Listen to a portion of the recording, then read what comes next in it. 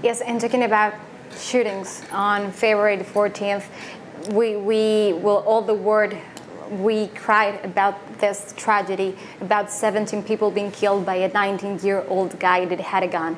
And they say that it's easier to buy a gun, any kind of it, in the United States than a beer in a gas station. What do you think about this, mister?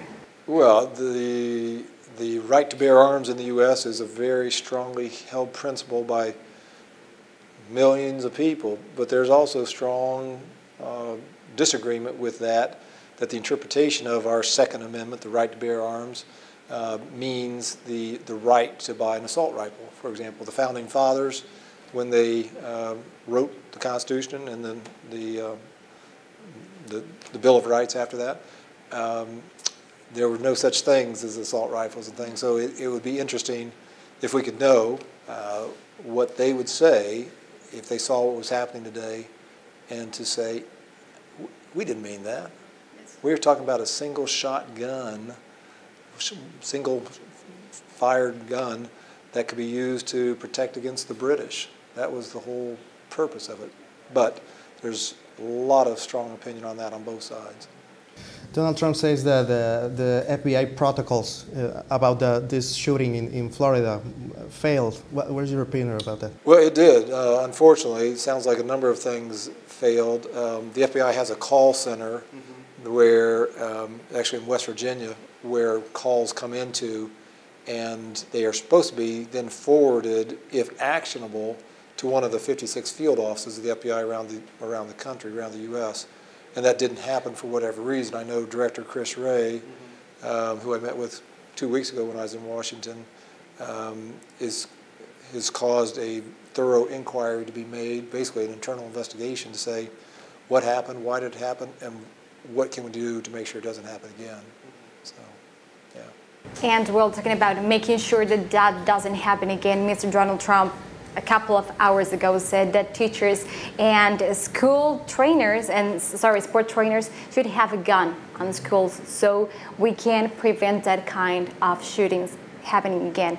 What do you think about, is this a way to avoid this kind of things? Well, so that's one solution. That's not mine, but I'm not the president. So, yeah, I just think there's so many other issues, for example, about assault weapons, about mental health issues, about background checks. It's a complex issue. It's not as easy as the sound bites that people make it out to be sometimes. So that's one solution. That wouldn't be my solution. I don't think adding guns into classrooms or schools is a solution. Although I can see that if somebody had a gun when the shooter walked in last week and had been able to take him out, then that'd be a different issue. So there's pros and cons of all those. We know that after 9/11, the full body scanning was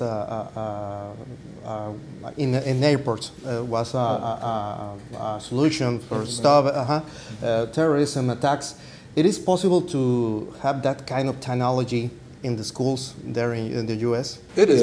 Yeah, it's expensive just to think of the thousands of schools across the U.S.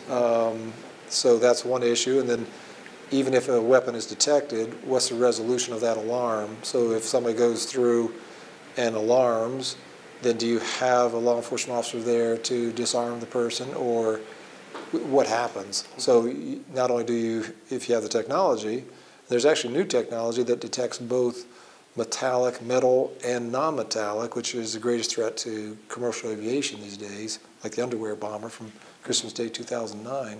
And so there is new technology, and I think some schools are looking at that as a possibility. But again, then you need a police officer there to resolve that if somebody does walk in with a gun. Is talking about your opinion in this topic, can you tell us, can you share with all the audience some advice so people here in Mexico, here in Sonora, can prevent this kind of shootings like the one we witnessed last week? Well, so it really comes down to people who are aware of something, the expression see something, say something. So you hope that would work. As we've learned more about this 19-year-old shooter from last week, about all the warning signs, with him, including some other friends and people that he'd stayed with and things, and then some of the complaints to the school and things about him, and even what the school knew. You always hope that all those warning signs can be actionable. And so I think my advice to the people of Sonora would be to follow that adage of, if you see something, say something, to whether it's to call 911 or just report suspicious activity, because you never know when somebody may do something. So talking about Donald Trump again, I'm sorry about that, but Donald Trump says that the FBI was more worried of Russia and the relationship between Russia and Donald Trump, the internal problems that they have with the security and all that kind of stuff, including this kind of shootings. What's your opinion about that? Well, I strongly disagree, obviously, with the president's assessment of the reason the FBI missed that, dealing with the Russia investigation. Two completely different things. And so, yeah, clearly the FBI missed something, and they need to get it right next time. Because if they'd gotten it right, could that have prevented innocent people being killed? Nobody knows for sure. But you want to make sure that the law enforcement and public safety and school officials have the absolute best opportunity to prevent a tragedy from like that happening. Mr. John Pistole, thank you very much. We appreciate these minutes, a couple of minutes with Noticieros Televisa. And welcome to Sonora again. Thank you. Thank you.